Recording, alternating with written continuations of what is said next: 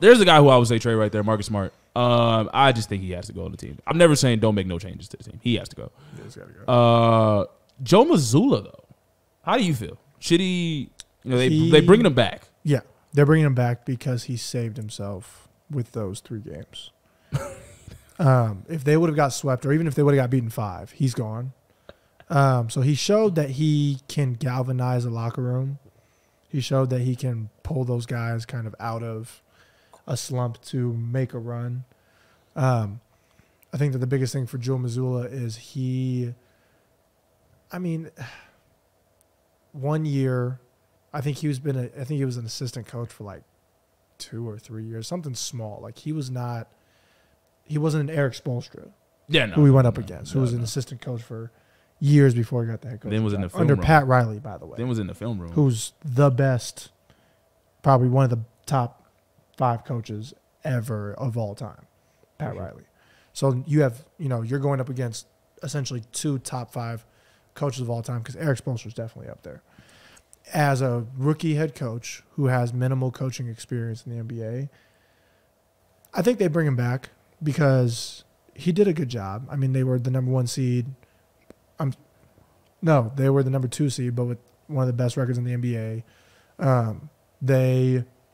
The offense, they got a lot more ball movement than the Celtics had under Ime Udoka. It was a lot less isolation, but what hurt them was he couldn't get them out of isolation when they fell into it. So when they played the my turn game, he couldn't bring them in like Ime Udoka used to be, and be like, there was a certain respect that they had for Ime. But Ime used to get in Jaylen Brown and Jason Tatum's face and be like, yo, like, what are y'all doing? Like, y'all know the game plan, like, stick to it. And the guys would be like, okay. He was very strict. You don't see that with Joe Mazzulla. And even when I was watching him walk up and down, like, the court in this coach's box, he doesn't look like he knows what now, this is obviously, it's a joke, but he doesn't look like he knows what he's doing. Like, the casual NBA fan would probably look at him and be like, it looks like Steve Nash out there. He just looks like Steve Nash out there. Like, he don't say much. Like, at least Steve Nash, like, got animated a little bit. Joe Mazzulla, like, looks like he tried when he broke the clipboard, I think, that one time in the huddle. Oh, wow. There it is. There it is. Wow. There it is. Wow. Broke a clipboard. Wow. Like, oh man, it's hard to criticize a dude that like got thrown into the job and he wasn't the plan. Like he was not supposed to be the head coach. No, obviously, like that wasn't the game plan. So it's hard to like get mad at a guy that's really like the substitute teacher, and it's like, bro, they went to the Eastern Conference Finals. Like, are you really gonna be that bad? Like, yeah. And he brought them back. Saved himself. Yeah, there's something that defense is missing 100%.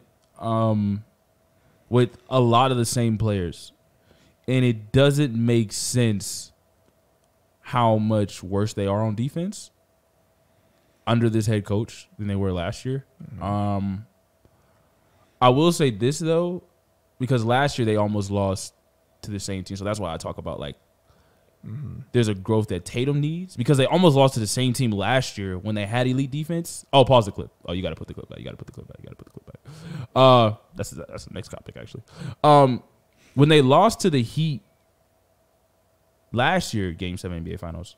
They beat the Heat last year. I mean, yeah, my fault. Yeah, when they beat the Heat last year, Game 7. The Celtics won, but they had, like, locked down everybody else. It literally was just, like, Jimmy was hitting shots. Yeah. And like I said, to me, that's the level of like the confidence Tatum needs to get to. But this year, the others got off, and them getting off allowed Jimmy to coast more, like 3 quarters. Like he could be off and be like, all right. I'd be like, I'm good. Yeah. We're still in this. We're winning this game. Yeah, then 4th quarter. And obviously these players developed, they got better. Yeah. But the fact that they were like all cooking was like ridiculous. Like I saw like, bro, Duncan Robinson was getting takes off the dribble. Yeah, like, bro, that's not happening last year. Duncan Robinson, I don't think can dribble with his left hand. That's not happening last year. I'm so serious. That's not. I have. Hey! I didn't say it.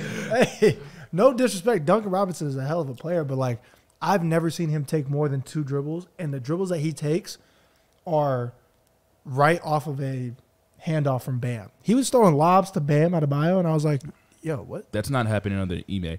No. I don't really know what that is. I don't know if he can get them to play defense again. I don't know, actually. I think there's a lot of questions to ask. He's going to have to change that, like, we just missed shots, and that's what happened. Yeah. There's a guy who perfected that way of playing that is out of a coaching job because he said the same thing, and that's Mike D'Antoni, the Houston Rockets. Yeah, bro, we just missed shots, bro. That's why we lost. Hey, yo, you can live with that if you want to. You'll be out of a job. Yeah, no, You'll be out of a job saying, yeah, bro, we just shoot threes and, bro, we just missed, bro, so that's why we lost.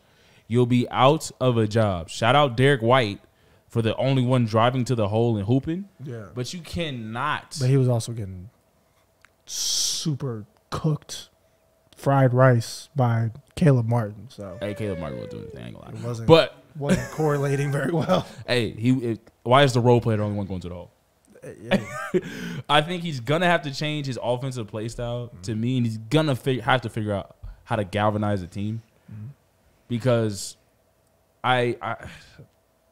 it's you shouldn't always blame the head coach because the players are to blame, but coaching does matter, and especially seeing it night and day from the Celtics last year and this year, you're like, coaching definitely matters. Yeah. And although growth is still needed, which is what I bring up about Jason Tatum, but they lost last year, even with a great head coach.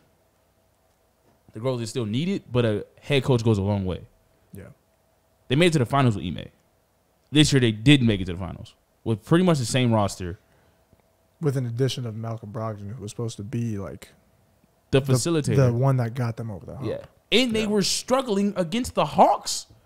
The Hawks almost came back and made the game 7. And I watched the game. If Trae Young doesn't go cold, he went ice cold. Yeah.